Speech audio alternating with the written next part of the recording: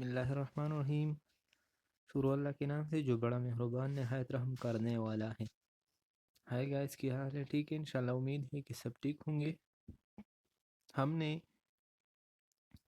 Second semester के पोइन start किया था और उसमें जो फर्स्ट चैप्टर था, तो ये हमने फर्स्ट चैप्टर की जो फर्स्ट पार्ट है वो हमने अपलोड किया हुआ है और ये हम सेकंड पार्ट पढ़ेंगे। तो ये सेकंड पार्ट में जो नर्सिंग प्रोसेस की पहली चैप्टर थी वो हम कवर करेंगे।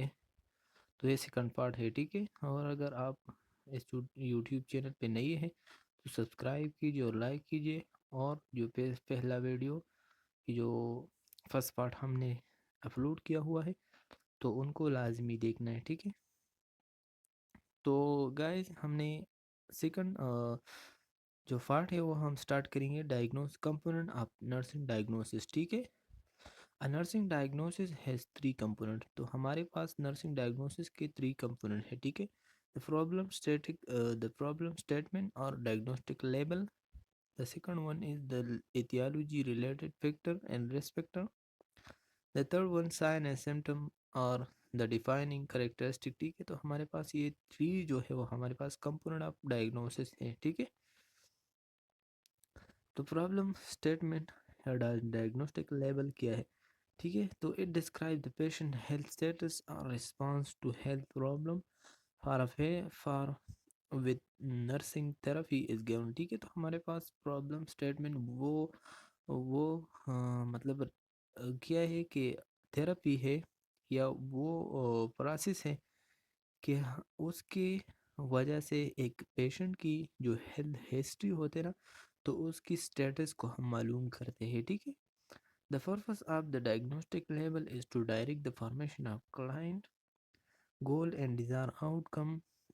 It may also suggest some nursing intervention, ठीक है। तो जब हम नर्सिंग मतलब जब डायग्नोस्टिक लेवल को हम देखेंगे तो डायरेक्ट हम इसकी जो मतलब क्लाइंट की जो हेल्थ होती ना, तो उसके लिए हम डायरेक्ट गोल बनाते हैं, ठीक है, कि कौन सी इंटरवेंशन उसके लिए करना लाजमी है, ठीक है। फिर हमारे पास ये उसने एग्जांपल दिया हुआ है कि डिफिशिएंट नॉलेज होती है। अगर उनको अगर हम उनके पास जाते हैं और उनको देखते हैं कि वो मेडिकेशन सही तरीके से यूज़ करते हैं या नहीं करते, और अगर नहीं करते तो हम क्या कर देते हैं, उनको मेडिकेशन की टीचिंग देते हैं, ठीक है। Deficient knowledge about dietary adjustment, similarly activity intolerance और constipation, ठीक है। तो हमारे पास कॉन्स्टिपेशन और ये सब चीज़ें जो है वो हमारे पास क्या होती हैं, उनको देखना होते हैं, ठीक है।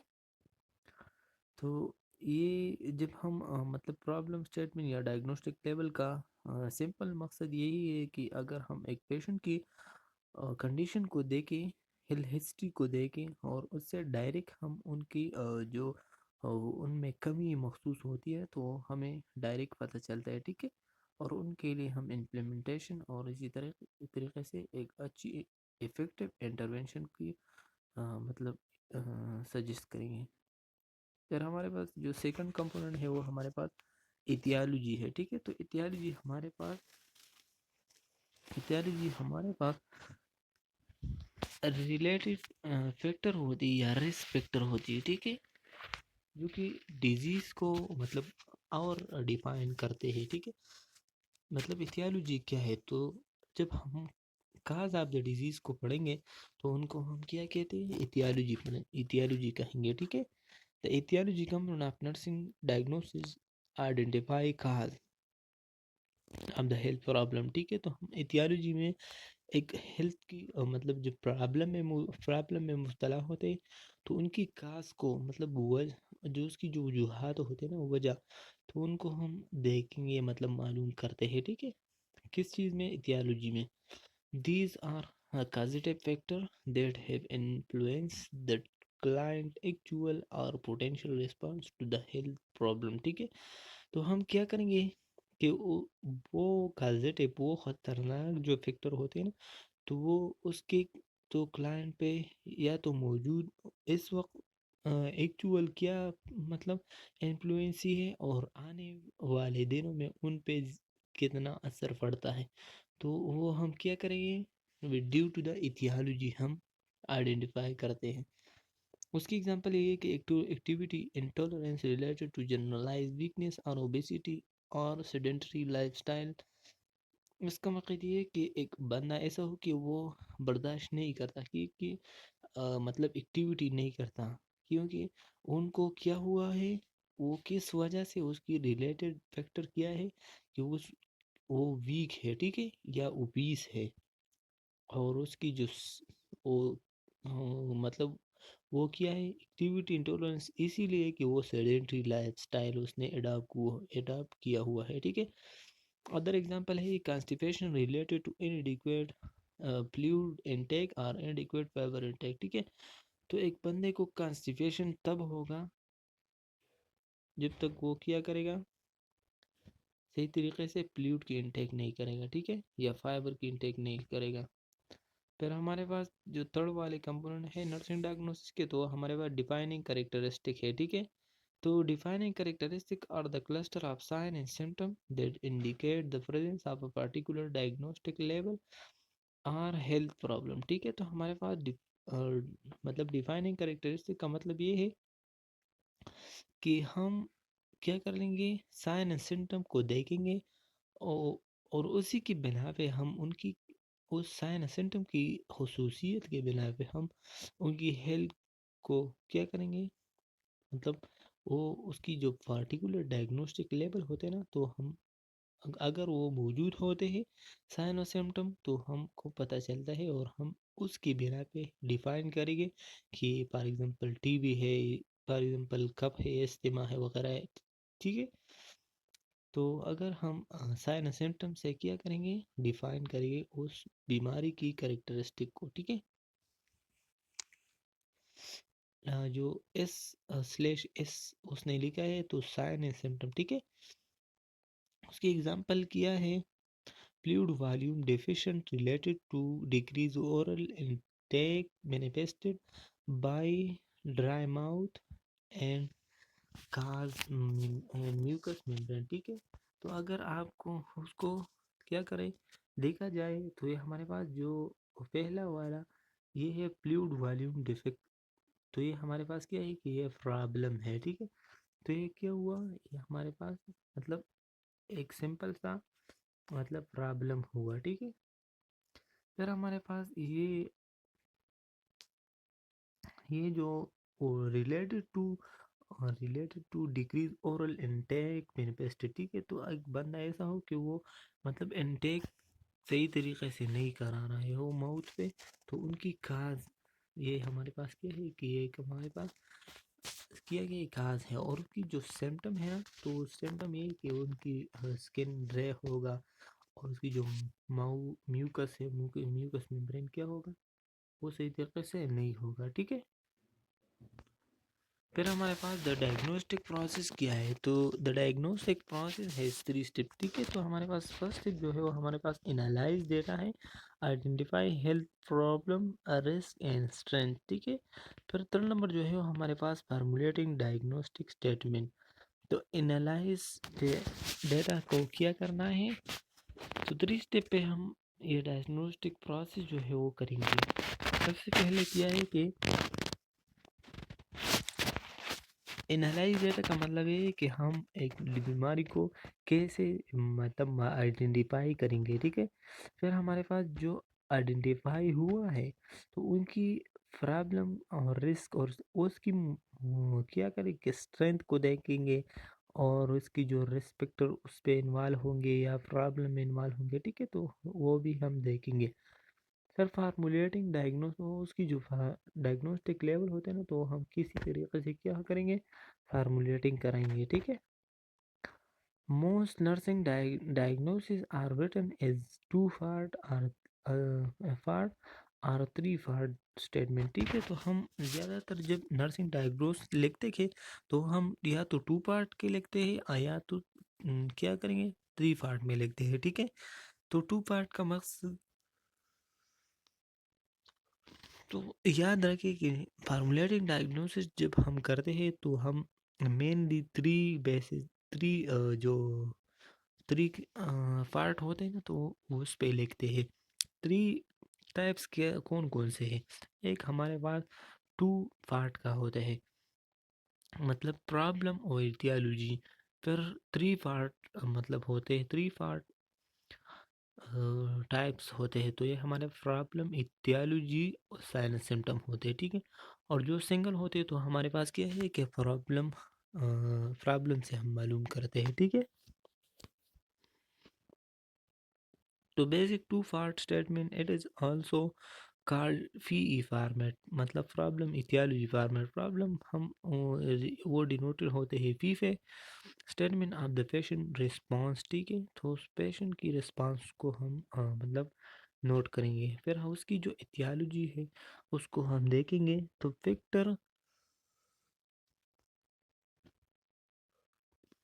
Factor contributing to or probable cause of the response, ठीक है। तो फिर हम उनकी जो काजेस होते हैं ना, तो वो हम इटियोलॉजी में डिफाइन करते हैं।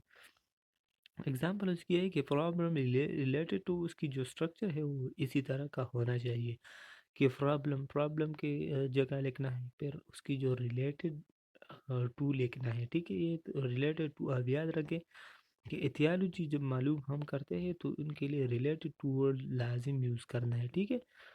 और उसकी इथियोलॉजी को भी रेगुलर लिखना है, ठीक है।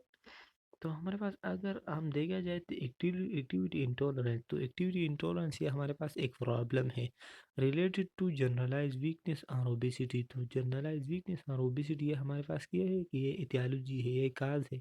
अगर एक बंदा या तो बहुत ज़्यादा वीक होगा या बहुत ज़्यादा मतलब मोटा होगा, तो ये दो कंडीशन में क्या होता है, ये दो कंडीशन में मतलब वो एक्टिविटी नहीं कराते, ठीक है। तो उसका मेन रीजन यही है।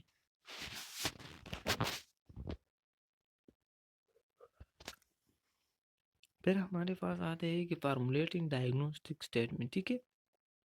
बेसिक 3 पार्ट फॉर्मेट, ठीक है। तो 3 पार्ट फॉर्मेट हम कैसे किया करेंगे, मतलब यूज़ करेंगे। It is also called as PES format include, ठीक है।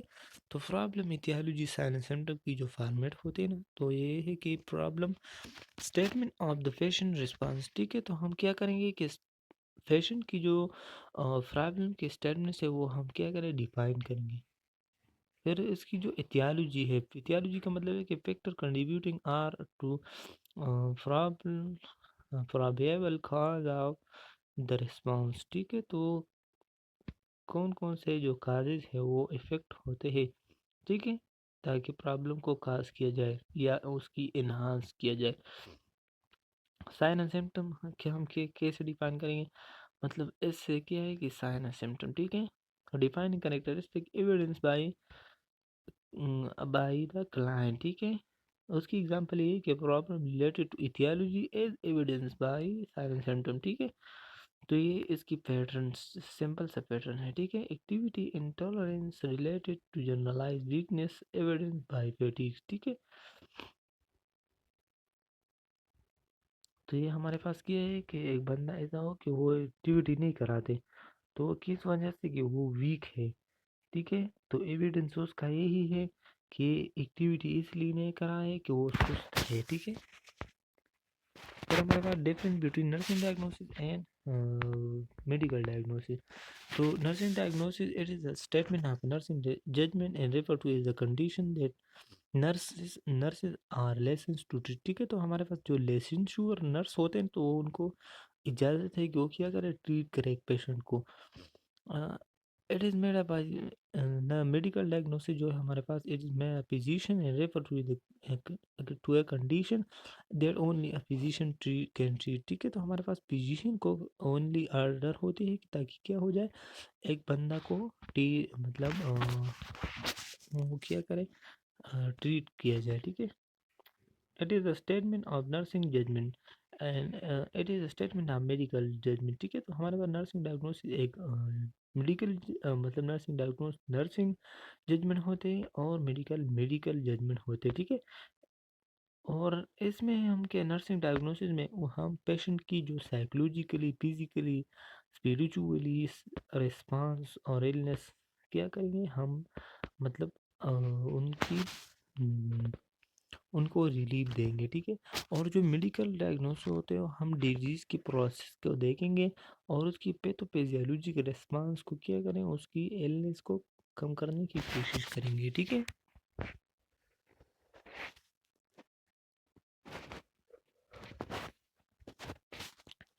फिर हमारे पास आते हैं कि this response very among individual. तो नर्सिंग डायग्नोसिस वो हर पेशेंट के लिए इंडिविजुअल होते हैं, ठीक है। लेकिन जो मेडिकल डायग्नोसिस है वो हमारे पास क्या होंगे, यूनिफॉर्म होंगे। फिर जो फॉरेन उसमें आते हैं तो पेशेंट इज नेसेसरी, मतलब nursing diagnosis change is a client responsive. तो अगर नर्सिंग डायग्नोसिस ये है कि जब पेशेंट की मतलब रिस्पांस चेंज हो जाती है तो नर्सिंग डायग्नोसिस भी चेंज होते हैं, ठीक है। लेकिन हमारे पास जो मेडिकल डायग्नोसिस है वो हमारे पास रिमेन द सेम रहेगा, ठीक है। डिजीज़ मतलब हर एक डिजीज़ के लिए क्या होगा, सेम ट्रीटमेंट होगा, ठीक है। मतलब अगर हम देखा जाए तो टीबी के लिए, हर टीबी के लिए एक साथ ट्रीटमेंट होगा, ठीक है। और उसकी हम मतलब नर्सिंग डायग्नोसिस की केयर किया जाए तो फिर वो मुख्तलिफ होते हैं, ठीक है। Nursing diagnosis related to nursing independent function, ठीक है। तो नर्सिंग डायग्नोसिस जब नर्स बनाते हैं तो वो उसमें क्या होते हैं, मतलब आज़ाद होते हैं, इंडिपेंडेंट होते हैं, ठीक है। फॉर एग्जांपल अगर हम प्योर के लिए ट्रांसफ्यूजन करेंगे तो क्या, तो हम तो उसमें हम डॉक्टर या फिजिशियन वगैरह इससे ऑर्डर लेना लाजमी नहीं है, ठीक है। लेकिन जो nurse are obligated to carry out a physician prescribe treatment dependent function, ठीक है। तो हमारे पास जो मेडिकल डायग्नोसिस होती है वो लाजिम नर्सिंग, हाँ मतलब नर्सिंग क्या करेंगे, डॉक्टर नर्स पे डिपेंडेंट है, ठीक है। तो डॉक्टर लाजिम नर्स पे डिपेंड होते ही, समझ गया। अगर एक डॉक्टर ने पैरासीटामोल 500 मिलीग्राम जो है वो फारफ्यूर के लिए दिया तो वो कौन एडमिनिस्टर करेगा, अगर नर्स ना हो तो कौन एडमिनिस्टर करेगा। तो इसीलिए उसको कहते हैं कि डिपेंडेंट है नर्स में। नर्सिंग डायग्नोसिस की एग्जांपल ये है कि इनफेक्टिव ब्रीथिंग पैटर्न है, और मेडिकल डायग्नोसिस में उनको क्या कहते हैं, अस्थमा कहते हैं, ठीक है। फिर एक्टिविटी इंटॉलरेंस, एक बंदा एक्टिविटी नहीं करता तो उनकी, हाँ मतलब मेडिकल में हम क्या कहते हैं, कार्डियोवास्कुलर एक्सीडेंट उनको हुआ है। फिर हम उनको कहते हैं कि एक्यूट पेन। तो एक्यूट पेन तो हाँ हमारे पास नर्सिंग डायग्नोसिस है, लेकिन जो अपेंडिक्स होते हैं तो हमें अपेंडिक्स हमारे पास मेडिकल डायग्नोसिस में आते हैं, ठीक है। Disturb body, disturb body image हमारे पास नर्सिंग डायग्नोसिस में आते हैं, और उसकी जो एम्पुटेशन मतलब उसके एक हाथ या पाँव ये चीज़ें कट हो जाते हैं तो हमारे पास उनके लिए मेडिकल डायग्नोसिस में एम्पुटेशन का वर्ड यूज़ हुआ है, ठीक है। फिर हमारे पास जो थर्ड पेज है प्लानिंग है, ठीक है। तो हमने असेसमेंट भी पढ़ा, डायग्नोसिस भी पढ़ा, और हम अभी हम प्लानिंग पढ़ेंगे, ठीक है। Planning is the third phase of nursing process in which the nurse and client develop client goal, desired outcome in nursing strategy to prevent, reduce or alleviate the client health problem, ठीक है। तो हमारे पास planning में हम एक patient के लिए क्या बनाएंगे, गोल बनाएंगे, और उसकी जो डिज़ायर आउटकम होते हैं तो उनके लिए हम एक अच्छी तरीके से स्ट्रेटजी बनाएंगे ताकि उनको अपना गोल हासिल किया जाए, ठीक है। It is a process of formulating client goal and designing the nursing intervention required to prevent, reduce or eliminate the client health problem, ठीक है। तो हम उनके लिए एक ऐसा इंटरवेंशन क्या करेंगे, पैटर्न से स्ट्रेटजी बनाएंगे ताकि उनकी जो हेल्थ की प्रॉब्लम होते हैं तो एलिमिनेट किया जाए। Planning involve decision making in problem solve, ठीक है। तो प्लानिंग में हम डिसीजन मेकिंग किया जाए कि हम ये चीज़ करना है, ठीक है। और फिर प्रॉब्लम की सॉल्विंग करेंगे, ठीक। टाइप्स ऑफ प्लानिंग क्या है, तो टाइप्स ऑफ प्लानिंग हमारे पास आ जाते हैं, इनिशियल प्लानिंग आ जाती है, ठीक है। तो initial planning, planning which is done after the initial assessment. तो initial assess after initial assessment, the nurse who perform the admission assessment usually develop the initial comprehensive plan of care, ठीक है। तो हमारे पास क्या है कि इनिशियल प्लानिंग हम करेंगे, और एक क्या है कि हम जब क्लाइंट आ जाए और वो हम उस पहली एडमिशन होती है, तो उसके दरमियान जब हम हिस्ट्री लेते हैं तो उनको हम इनिशियल, और उस दरमियान हम जब इनिशियल उनके लिए प्लानिंग बनाएंगे, गोल बनाएंगे शॉर्ट टर्म और लॉन्ग टर्म, तो उनको हम इनिशियल प्लानिंग कहते हैं। ठीक है, ऑनगोइंग हमारे पास क्या है, it is a continuous planning as learners obtain new information and elevate response client response to care. They can individualize the initial care furthermore. It is occur as the beginning of the shift as the nurse plan or the care of the given their day। ठीक है, तो हमारे पास जब एक patient को क्या करेंगे कि कंटिन्यूस उनके लिए प्लानिंग बनाएंगे। फॉर एग्जांपल एक एडमिटेड प्लान हो और उनके लिए रोज शेड्यूल बनाते हैं। ठीक है, और उनकी जो डे टाइम शिफ्टिंग की, एक शिफ्ट की दूसरे शिफ्ट की चेंजेस हो, जब ये मॉडिफिकेशन हम करेंगे और उनके दरमियान दरमियान में हम क्या उनके लिए प्लानिंग बनाएंगे, तो उनको हम कौन सा वाला प्लानिंग का टाइप बनाएंगे, उनको हम ऑनगोइंग प्लानिंग कहते हैं। ठीक है, फिर हमारे पास डिस्चार्ज प्लानिंग। तो डिस्चार्ज प्लानिंग दे हमारे पास the process of anticipating and planning for need after discharge. It is a crucial part of the comprehensive health care and should be addressed in health in each client care plan. ठीक है, तो हमारे पास discharging जो planning होते हैं वो बहुत ज़्यादा क्रूशल होते हैं, मतलब ये बहुत ज़्यादा अहमियत होने वाले तो होते हैं। ठीक है, और आम होते हैं क्योंकि पेशेंट को गाइड करना कि ये जो मतलब मेडिकेशन वगैरह है और ये तो मतलब एक्सरसाइज वगैरह है उनको अच्छी तरीके से किया जाए। ठीक है,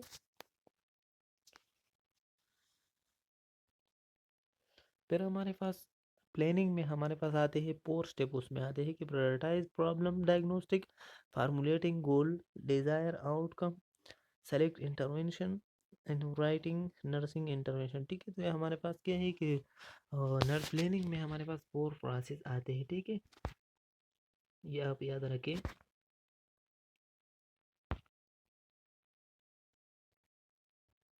तो सबसे पहले आते हैं कि हमारे पास सेटिंग प्रायोरिटी।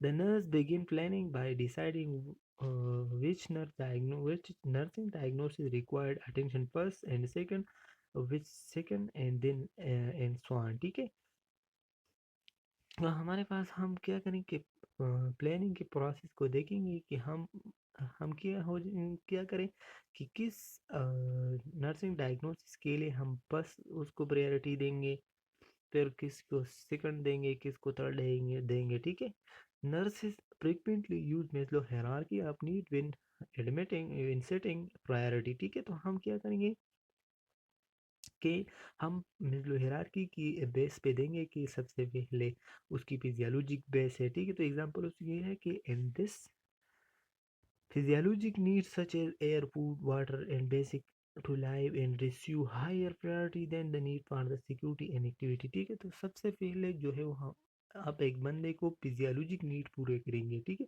फिर इसके बाद आप कौन सा हो, फिर इसके बाद हम उनकी जो सिक्योरिटी और ये चीज़ें हैं उनको दे मतलब कवर करेंगे।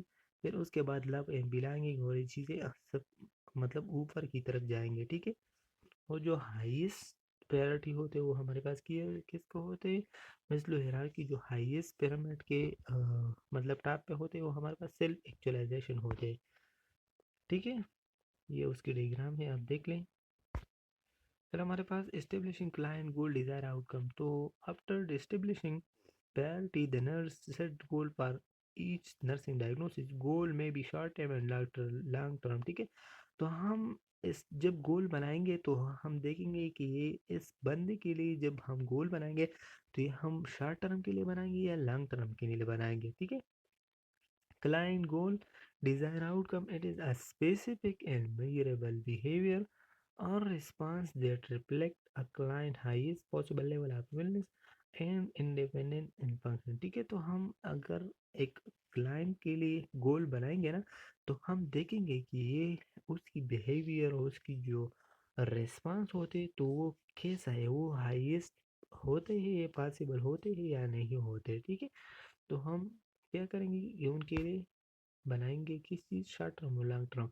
तो शॉर्ट टर्म हमारे पास जब शॉर्ट टाइम के लिए होते हैं, फॉर एग्जांपल उसने दिया हुआ है कि ये 24 आवर्स फॉर सेपरेटिवली, ठीक है, उसमें अचीव हो किया जाए कि अगर एक पर्सन की हाथ क्या हो, मतलब शोल्डर, मतलब मतलब शोल्डर ऊपर करना वो नहीं करते, और जब उनके लिए हम शॉर्ट टर्म की गोल बना देते हैं, मतलब 1 डेज के, फिर जब हम दूसरे डेज पे उनकी मतलब क्या करेंगे, इवैल्यूएशन करेंगे, तो हम देखेंगे कि अगर ठीक हो तो ये शॉर्ट टर्म गोल आपने क्या किया, मतलब सक्सेसफुली कंप्लीट किया। फिर हम अगर लॉन्ग टर्म उनके लिए करेंगे, तो लॉन्ग टर्म का मतलब ये है कि लॉन्गर देन मंथ और वीक वगैरह ये जब आ जाए, तो उनके लिए हम क्या करेंगे, लॉन्ग टर्म। अगर एक बंदा हो 6 मंथ के लिए, वो क्या हो, उनको एक प्लेस्तर वगैरह ये चीज़ें पड़े हुए हैं, ठीक है, तो हम उनके लिए उस पेशेंट की, हम पेशेंट के हिसाब से उनके लिए लॉन्ग टर्म और शॉर्ट टर्म गोल बनाएंगे, ठीक है। तो ये प्लानिंग स्टेज में हम करेंगे। फिर हमारे पास नर्सिंग इंटरवेंशन हम करेंगे।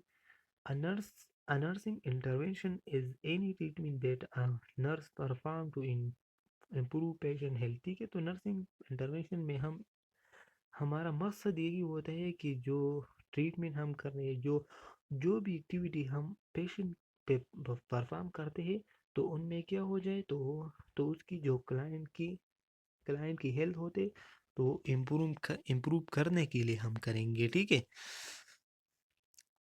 These are the action that nurse perform to achieve the client goal, ठीक है। तो इस वजह से जब हम एक्शन करेंगे ना, तो इस वजह से हमको अपना गोल किया हो जाते, हासिल हो जाते हैं। फिर हमारे पास टाइप्स ऑफ नर्सिंग इंटरवेंशन है।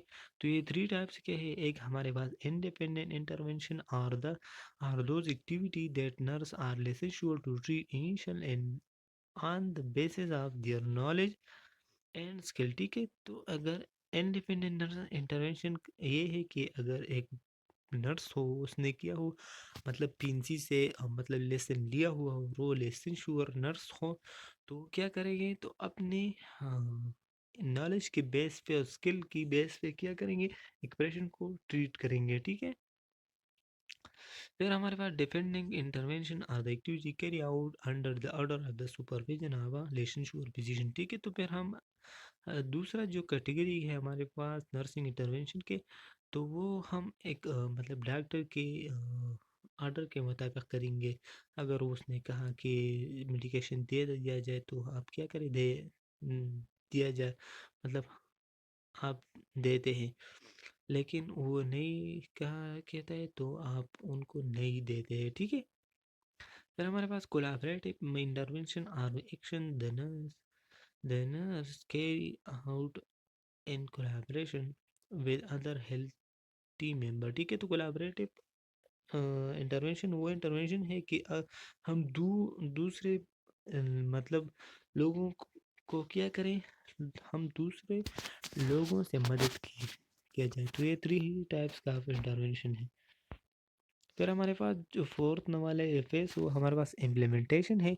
In the nursing process, implementation is the action phase in which the nurse perform the nursing intervention. Implementing consists of doing and documenting the activities that are the specific nursing action needed to carry out the intervention, ठीक है। तो हमारे पास implementation, ये हमारे पास एक action page है, जो कि जितने भी हम असेसमेंट में, उसी तरह डायग्नोसिस में, हमारे पास प्लानिंग में, और प्लानिंग में जब हम एक चीज़ को प्लान करेंगे, तो इम्प्लीमेंटेशन हम कहाँ पे करेंगे, मतलब इम्प्लीमेंटेशन हम इंटरवेंशन करेंगे, ताकि अच्छी तरह से एक पेशेंट पे अप्लाई किया जाए, ठीक है। The nurse perform or delegated the nursing activity for the intervention that were developed in the planning step and then conclude into the implementing step by recording nursing activities and resulting client response, ठीक है। तो हम क्या करेंगे कि implementation की phase एक ऐसे फेज होते हैं जो है हमारे पास, कि जो इंटरवेंशन की या प्लानिंग की स्टेप्स होते हैं ना, तो ये कंक्लूड होते हैं। कंक्लूड का मतलब यही है कि स्टेप बाय स्टेप क्या करेंगे, रिकॉर्डिंग आप तरह से एक्टिविटी करेंगे। फिर हमारे पास है प्लानिंग आप मतलब प्रोसेस आप इम्प्लीमेंटेशन। तो हमारे पास four process implementation normally include the following: reassessing the client, reassessing the client. ठीक है, तो एक पेशेंट को क्या करना है, क्लाइंट करना है। फिर हमारे पास determine the nurse need for assistance. जो तीसरा नंबर है वो हमारे पास है इम्प्लीमेंटिंग द नर्सिंग इंटरवेंशन। जो थर्ड नंबर है वो हमारे पास सुपरवाइजिंग द डेलिकेटेड केयर। यह हम करेंगे।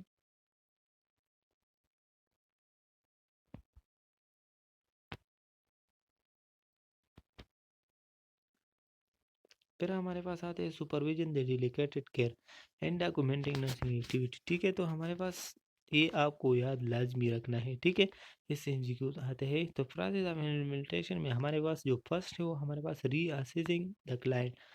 उसका मकसद ये है कि just before implementing an intervention the nurse must release और मतलब मस्ट री reassess the client to make sure the intervention is still needed। ठीक है, तो रीअसेसमेंट द क्लाइंट का मतलब ये है कि अगर एक बंदा ऐसा हो कि वो क्या करे, ठीक है, तो make sure the intervention is still needed. अगर एक नर्स ऐसा हो कि अगर एक नर्स के लिए ये चाहिए, ठीक है, कि अगर पेशेंट के पास चला जाए तो उनको दोबारा चेक करना। ठीक है, अगर वो ठीक है और उनके लिए ये जो आपने इन मतलब ट्रीटमेंट लाया हुआ है तो वो उसके लिए हेल्पफुल है तो उनको लगाया दिया जाए। और अगर वो ठीक हो, मामूली सा प्रॉब्लम है, तो ये हम क्या करेंगे, दोबारा मतलब क्या करेंगे, मतलब दोबारा हम देखेंगे बिफोर द इम्प्लीमेंटेशन। अगर एक पेज हम स्टार्ट करेंगे तो उनको देखेंगे कि ये चीज़ जब हम करेंगे ये आपको ज़रूरत है या नहीं है। ठीक है, फिर determine the nurse assessment for the assessment. ठीक है, तो हमारे पास नर्स की असेसमेंट मतलब असिस्टेंट नर्स की ज़रूरत लाजमी होती है। ठीक है, when implementing some nursing intervention the nurse may require assistance for one or more of the following reason। ठीक है, तो हम ऐसा करेंगे कि नर्सिंग असेसमेंट लाजमी होना चाहिए। ठीक है, अगर हम क्या हो जाए अस्पताल में चला जाए तो उनकी जो मतलब अगर एक बंदा ऐसा हो कि वो इमोबिलाइज हो, मतलब अपने जो बेड है उनमें घुमा नहीं सकते हो, तो हम अगर उनको घुमाना चाहते हो, ठीक है, तो हमारे साथ दूसरे नर्स की भी ज़रूरत होती है। ठीक है, ताकि सर्वेल वगैरह ये चीज़ अच्छी तरह से ऊपर किया जाए। ठीक है, फिर हमारे पास आते हैं इम्प्लीमेंटिंग द नर्सिंग इंटरवेंशन। तो हम किस तरीके से implementation of the nursing intervention करेंगे। It is important to explain to the client what intervention will be done and what sensation the client can control। ठीक है, फिर हमारे पास आ जाते हैं for many nursing activity it is also important to ensure that client is।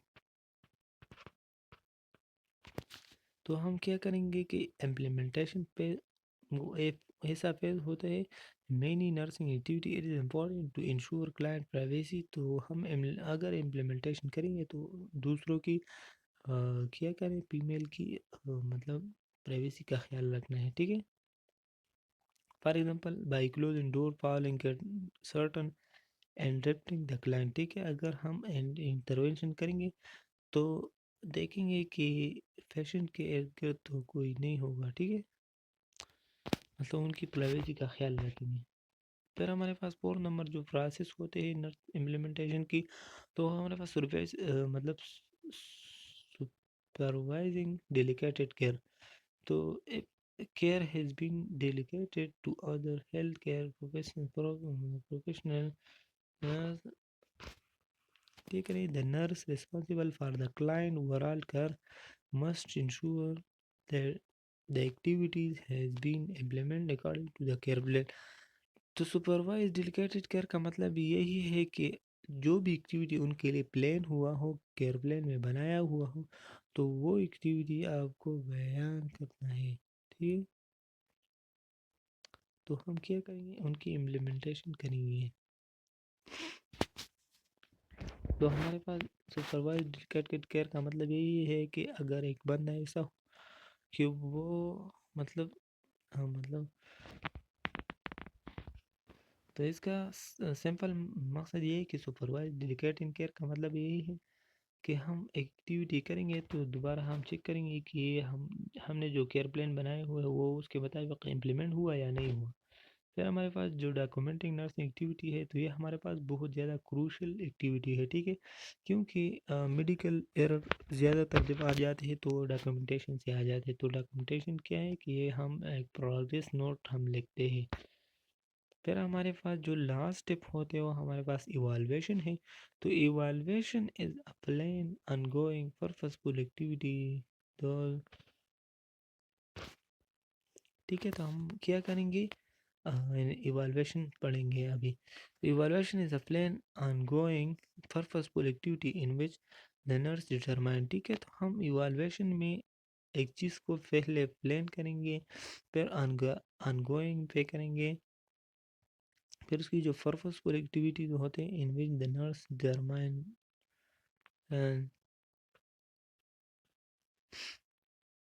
तो ठीक है, तो हमारे पास इवाल्यूएशन में हम उनकी क्या करेंगे, इफेक्टिव देंगे कि the client progress toward the intervention.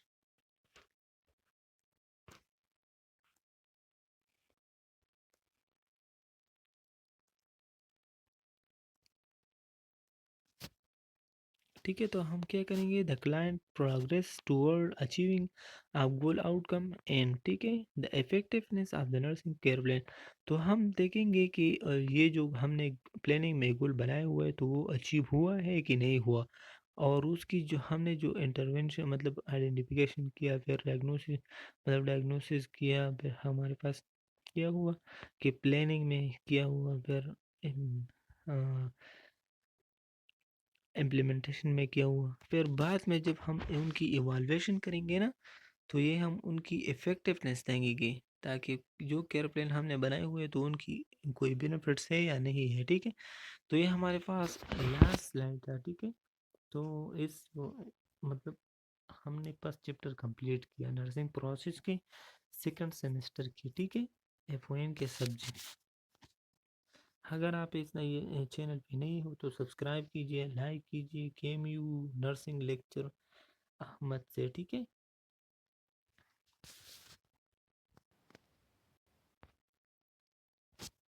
तो ये हमारे पास जो बुक्स होते हैं ना, तो बुक्स की रेफरेंस होते हैं।